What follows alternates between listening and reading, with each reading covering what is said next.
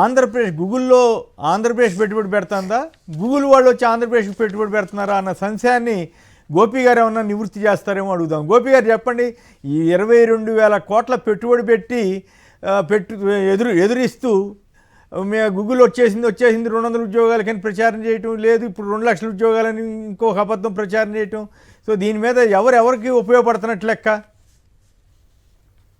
కొమ్మినేని గారు, మీకు సాక్షి ప్రేక్షకులు అందరికీ కూడా దీపావళి శుభాకాంక్షలు.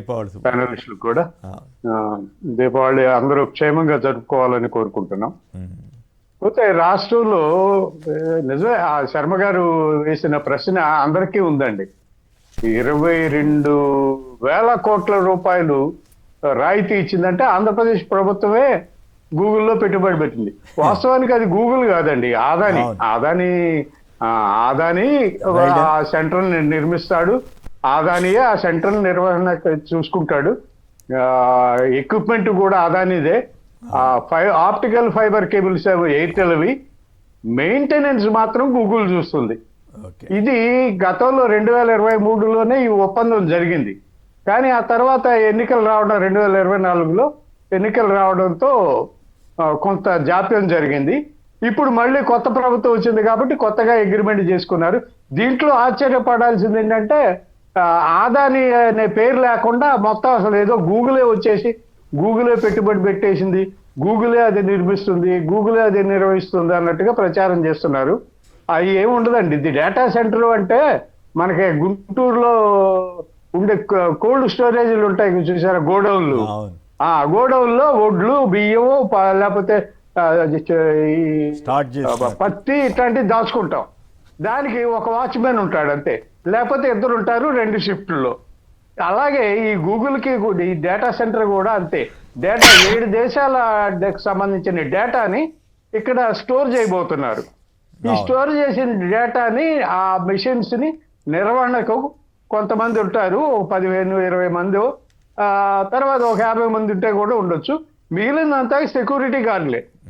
ఈ మొత్తం వాళ్ళే 200 ఉద్యోగాలు వస్తేనే ఈనాడు ఆంధ్రజ్యోతి రాసినాయి ఫస్ట్. తర్వాత దెబ్బతిన్నాము అనవసరంగా నిజం చెప్పేసామని ఇప్పుడు 2,000 లక్షల ఉద్యోగాలు అని చెప్పి ఇప్పుడు మన సబ్సిడీ రాయితీలు చూస్తే ప్రోత్సాహకాలు గూగుల్ కంపెనీ అనండి ఆ డేటా సెంటర్కి ఇచ్చినవి చూస్తే వచ్చే 10-15 ఏళ్ల పాటు వాళ్ళు ఎప్పుడు కడతారో తెలియదు, కానీ ఆ కట్టిన తర్వాత 10-15 ఏళ్ల పాటు రాష్ట్ర ప్రభుత్వానికి పైసా ఆదాయం వచ్చేటట్టుగా కూడా లేదు. ఎందుకంటే జిఎస్టీతో సహా అన్ని వెనక్కి ఇచ్చేస్తారు కదా. సో ఇప్పుడు పాయింట్ ఏంటంటే కరెక్ట్గా శర్మ గారు చెప్పిందంతా మీరు ఏకీపిస్తారా కాదా, ఏది ఎవరెవరు దాంట్లో పెట్టుబడి పెట్టారని? దాన్ని చూస్తుంటే వాళ్ళకి ఇచ్చిన రాయితీలు అవన్నీ చూస్తూ ఉంటే ఆశ్చర్యం వేస్తుంది. అది అంటే దాదాపుగా 5 TMC వాటర్ కావాలండి ఆ ఎక్విప్మెంట్ కూల్ చేసుకోవడానికి. ఎక్కడి నుంచి తెస్తారు? తర్వాత దాని పవరు కూడా ఈ రోజున విశాఖపట్నానికి 24 గంటలు ఎంత కరెంట్ అవసరం వద్దో ఆ ఒక్క డేటా సెంటర్కే అంత కరెంట్ అవసరం వద్దని ఎక్స్పర్ట్స్ చెప్తున్నారు. మరి ఇంత కరెంటు ఎక్కడి నుంచి తెచ్చిస్తారు, ఇంత వాటర్ ఎక్కడి నుంచి తెచ్చిస్తారు? ఇవన్నీ చూస్తే మొత్తంగా వచ్చే 200 ఉద్యోగాల కోసం, అది సెక్యూరిటీ గార్డు ఉద్యోగాల కోసం ఇంత ఆర్భాటం చేయాల్సిన అవసరం ఉందా? ఇన్ని వేల కోట్లు, 22,000 కోట్ల రూపాయలు వాళ్ళకి రాయితీ కల్పించటం అంటే మనమే దాంట్లో పెట్టుబడి పెట్టినట్టుగా ఉంది. ప్రభుత్వమే అక్కడి నుంచి పెట్టుబడి పెట్టింది వాళ్ళకి.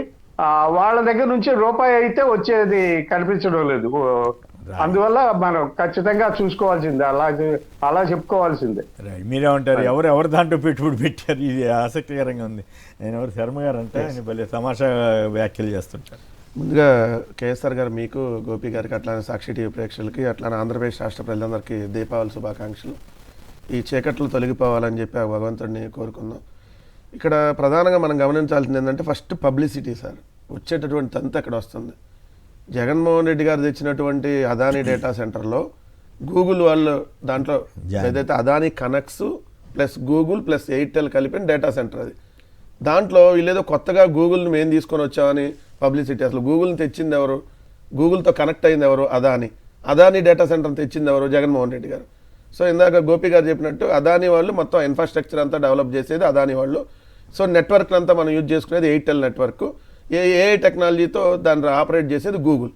సో ఇది కొత్తగా వీళ్ళని తెచ్చింది కాదు, పాయింట్ నెంబర్ 1. కానీ జగన్మోహన్ రెడ్డి గారు ఉన్నప్పుడు కూడా డేటా సెంటర్ వచ్చినా, చంద్రబాబు నాయుడు గారు ఉన్నప్పుడు డేటా సెంటర్ వచ్చినా ఉద్యోగాలు రావు అనేది వాస్తవం.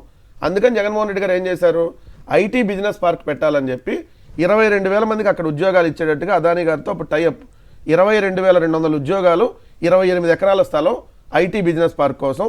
స్కిల్ యూనివర్సిటీకి 11 ఎకరాలు, 550 మంది. ఈ 150 ఎకరాలు కాకుండా అదాని డేటా సెంటర్ది కాకుండా అదానీ డేటా సెంటర్కి 82 ఎకరాలు, 82 ఎకరాలు, 1,240 మందికి ఉద్యోగాలు. ఓకే.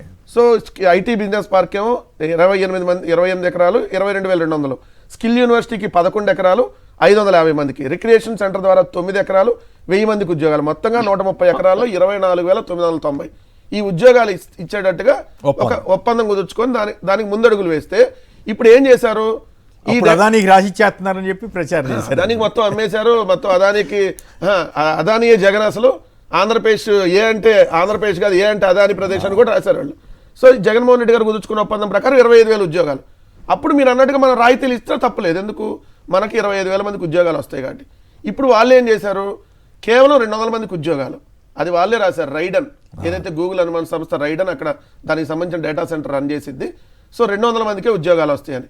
అందరు 200 మంది ఉద్యోగాలకి 22,000 కోట్ల ప్రోత్సాహకాలు ఏందని చెప్పి రివర్స్ అయినాక స్ట్రాటజీ మార్చారు వాళ్ళు. మార్చి 1,88,000 ఉద్యోగాలు వస్తాయి అన్నాడు. కాకపోతే వాళ్ళు అనుకోని చెప్పలా.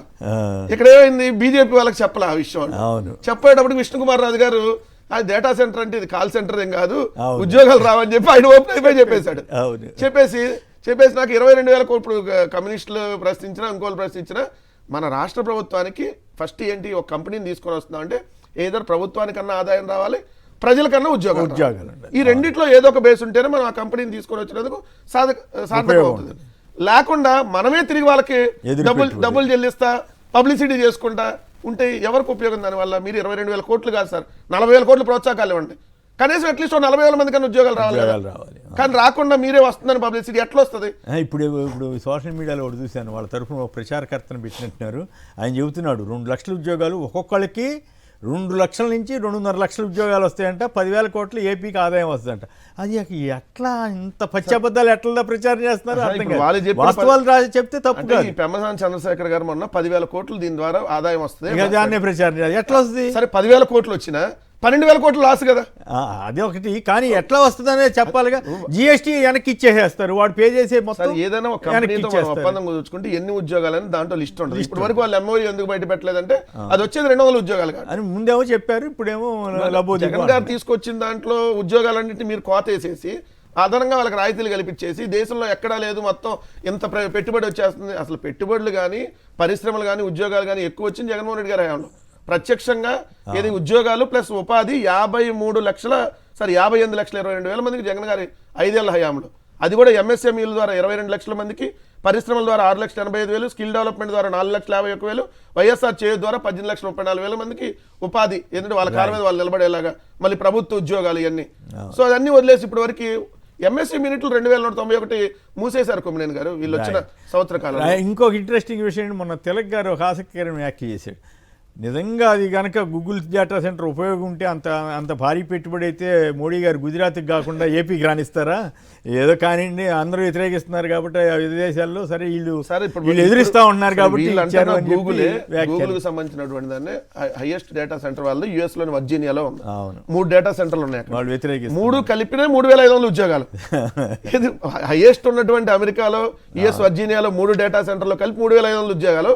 ఇక్కడ సింగిల్ డేటా సెంటర్ లో 1,80,000 ఉద్యోగాలు వస్తాయని చెప్పి ప్రచారం చేస్తున్నారు. ఏ డేటా సెంటర్ లో ఉద్యోగాలు ఈ లోపే వస్తాయి సార్, ఎక్కువ రావు. రైట్. ఏదైనా మొత్తం మీద శర్మ గారి వ్యాఖ్య సరదాగా ఉంది, మళ్ళీ ఒకసారి చదువుతాను ప్రజల ఇంట్రెస్ట్ కొద్దీ. ఏపీ ప్రభుత్వ పెద్దలు, కూటమి పార్టీల నేతలు, లోకేష్ ఎలివేషన్ ఫ్యాన్స్, ఆ పార్టీల సోషల్ మీడియా కార్యకర్తలు తప్ప ఎవరికీ అర్థం కాని విషయం, గూగుల్ ఆంధ్రప్రదేశ్లో పెట్టుబడి పెడుతోందా లేక ఆంధ్రప్రదేశ్ గూగుల్లో పెట్టుబడి పెడుతోందా? ఎవరికైనా అర్థమైతే ప్రజలకు, రాష్ట్ర ప్రజలకు చెప్పండి అన్నారు. నిజంగానే 22,000 కోట్లు ఎదిరించి పెట్టుబడులు పెడుతున్న తీరు మాత్రం కొన్ని సంవత్సరాల పాటు అసలు ప్రభుత్వానికి ఆదాయం రాక అటు ఉద్యోగాలు రాకపోవడం, ఈ శర్మ గారు చెప్పిన దాంతో ఏకీభించాల్సిన పరిస్థితి కనబడుతుంది.